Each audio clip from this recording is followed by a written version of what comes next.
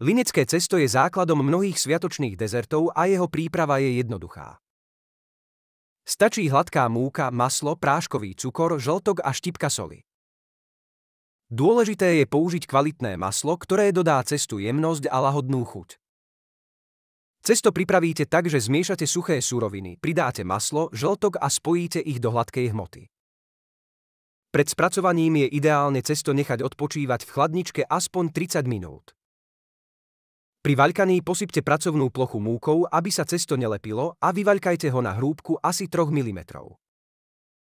Vykrajujte obľúbené tvary a pripravte ich na pečenie. Pečte v predriatej rúre na 180 stupňov Celzia približne 8 až 10 minút, kým jemne neznednú okraje. Po vychladnutí koláčiky spojte marmeládou a posypte práškovým cukrom. Tento recept na linecké cesto je tradičný, jednoduchý a vždy poteší chuťové poháriky celej rodiny.